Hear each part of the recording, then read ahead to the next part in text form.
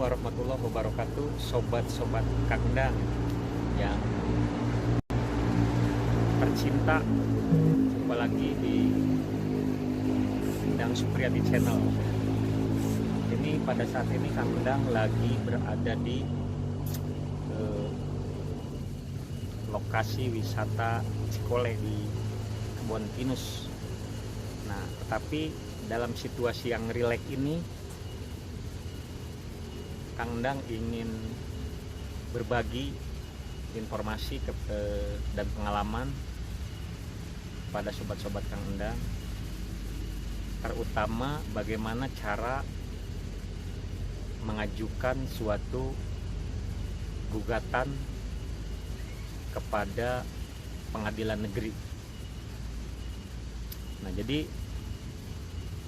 sobat-sobat Kangdang barangkali secara pribadi, sanak saudara atau kerabat teman yang punya permasalahan yang berkaitan dengan suatu pengadilan.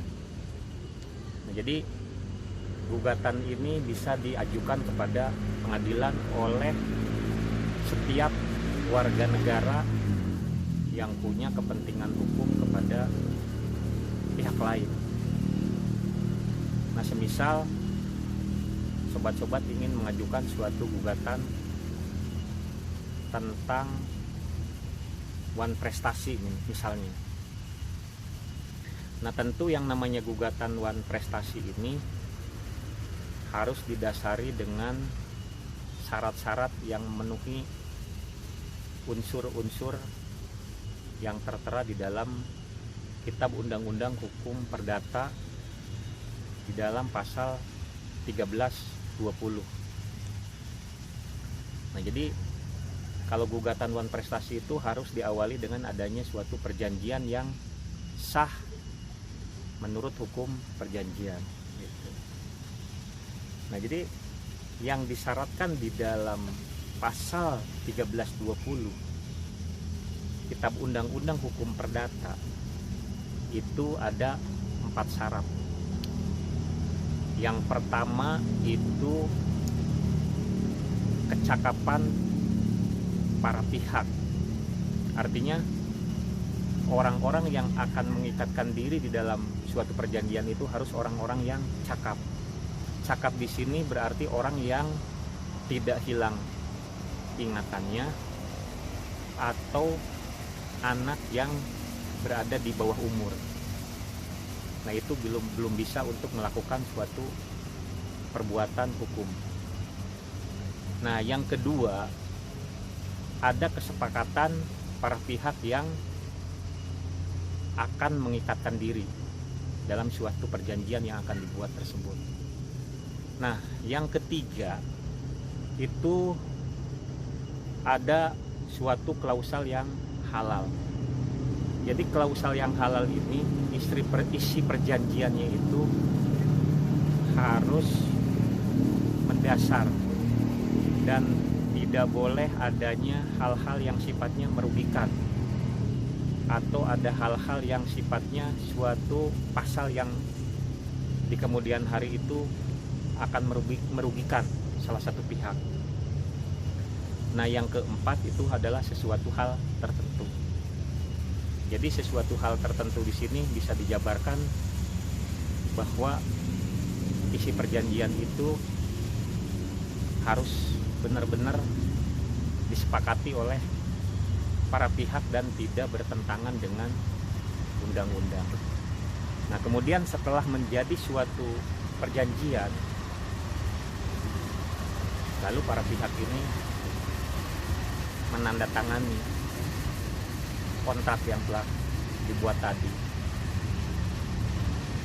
Nah, di sana di dalam perjanjian itu tentu harus dicantumkan tanggal, bulan, tahun, dan tempat di mana dibuatnya perjanjian tersebut. Jadi harus terinci, termasuk di dalam pasal-pasalnya itu harus jelas hak-hak dan kewajiban-kewajiban para pihak itu harus dituangkan. Terus lamanya perjanjian. lamanya perjanjian itu harus ditentukan. Nah, setelah terpenuhi semua unsur-unsurnya, maka para pihak sepakat untuk mengikatkan diri dan kemudian ditandatangani. Nah, jadi setelah isi-isinya disepakati dan disetujui oleh para pihak yang mengikatkan diri dalam perjanjian itu, maka perjanjian itulah dijadikan sebuah undang-undang bagi para pembuatnya, sebagaimana tercantum di dalam pasal 1338 Kitab Undang-Undang Hukum Perdata. Jadi mengikat para pihak yang mengikatkan diri itu.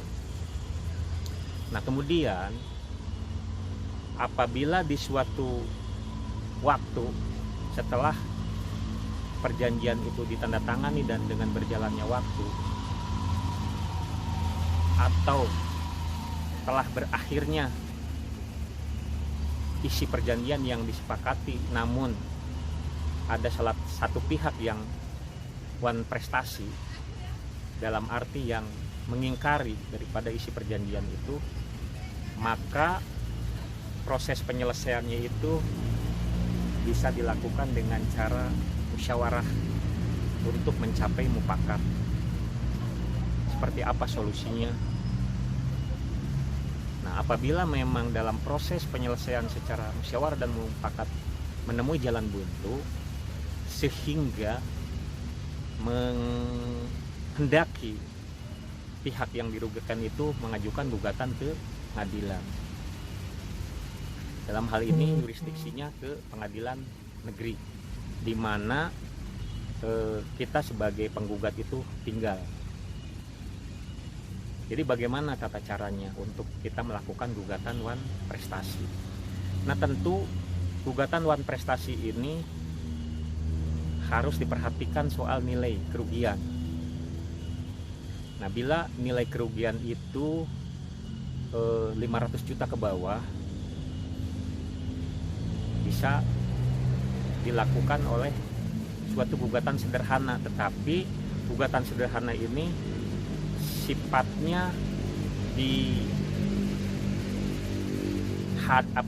diadili dan diperiksa oleh hakim tunggal. Karena apa? Biasanya di dalam gugatan sederhana itu para penggugatnya itu, kalaupun ada 1-2 orang, itu dalam bentuk suatu badan hukum.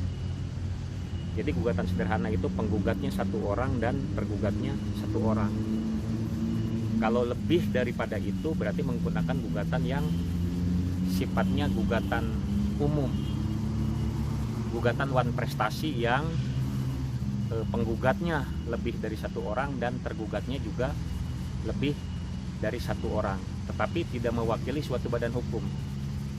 Jadi tergugatnya subjek-subjek hukum yang lebih daripada 1 orang. Maka kita bisa diajukanlah gugatan tersebut kepada pengadilan di mana penggugat itu berdomisili. Disebutkan dan gugatan itu ditujukan kepada ketua pengadilan di mana para penggugat itu tinggal. Dan sebutkan, jabarkan alasan-alasannya seperti apa sampai terjadi wan prestasi. Dibuatkan alasan. Kalau istilah pengacara itu positanya. Posita itu alasan. Alasannya apa? Perjanjian itu dibuat di mana, tanggal berapa, bulan berapa, dan tahun berapa. Terus sebutkan juga pihak penggugatnya, alamatnya yang jelas sesuai dengan kartu tanda penduduk yang dimiliki. Kemudian nilai kerugiannya itu juga dijelaskan berapa, dan wan prestasinya itu diakibatkan oleh apa. Lalu para tergugatnya juga harus dijelaskan alamatnya itu harus sesuai dengan KTP, kartu tanda penduduk yang bersangkutan. Nah, setelah alasan-alasannya dituangkan secara terinci dan tersusun, kemudian dibuatlah suatu petitum permintaan. Jadi artinya tergugat itu meminta kepada majelis hakim yang memeriksa dan memutus serta mengadili perkara wan prestasi ini apa yang diminta. Sebutkan, misalnya di dalam petitumnya, berdasarkan alasan-alasan yang telah penggugat tuangkan di atas, maka dengan ini penggugat memohon kepada majelis hakim yang memeriksa dan mengadili serta memutus perkara ini menjatuhkan putusan sebagai berikut. Misalnya ini contoh. 1. Mengabulkan gugatan penggugat untuk seluruhnya.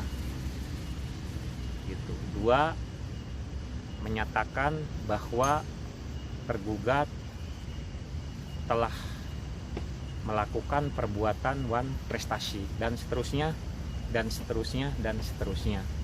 Nah, setelah dibuat gugatan itu lengkap, diteliti, jangan sampai ada yang bolong-bolong. Jadi yang jelas syaratnya wan prestasi itu adanya suatu perjanjian. Kedua, adanya kerugian dan adanya suatu perbuatan ingkar janji.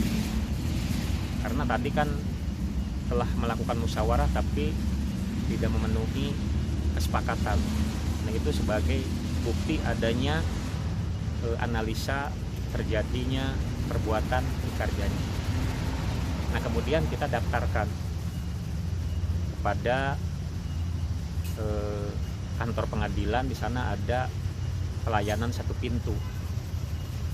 Nanti gugatan kita itu diregister, diberi nomor perkara, kita membayar biaya perkara. Setelah kita tercatat perkara kita ini, lalu kita mendapatkan nomor perkara dan menunggu panggilan sidang. Biasanya dari sejak daftar itu 2 minggu. Kita bisa langsung, kita sebagai penggugat tanpa menguasakan kepada jasa advokat, atau juga bisa menguasakan kepada jasa advokat. Jadi simple, sobat-sobat, untuk beracara di pengadilan itu sekarang sudah diberikan kemudahan-kemudahan. Yang penting kita punya data-data yang akurat, punya data-data ketika digelar persidangan. Jadi dalil-dalil kita yang telah disampaikan kepada pengadilan itu kita dapat membuktikan bahwa apa yang didalilkan kita itu wajib membuktikan. Insya Allah kalau data-data kita lengkap, unsur kemenangan di dalam berperkara itu sangat tinggi. Jadi jangan sampai kita mendalilkan tetapi kita tidak bisa membuktikan. Karena di dalam suatu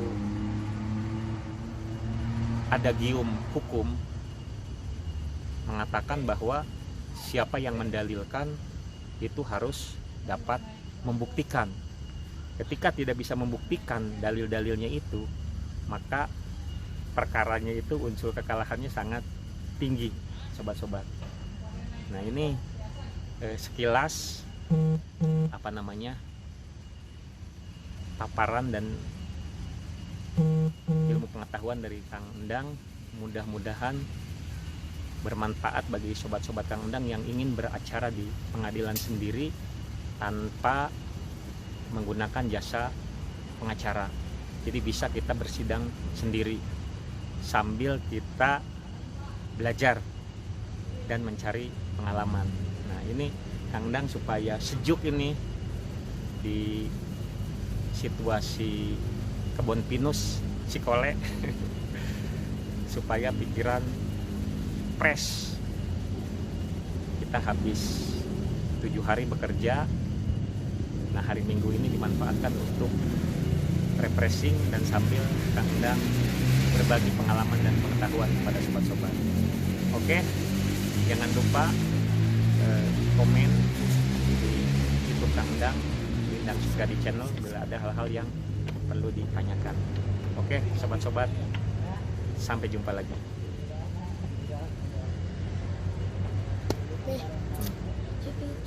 ditembak Pipi sama mana? Bisa olok dulu.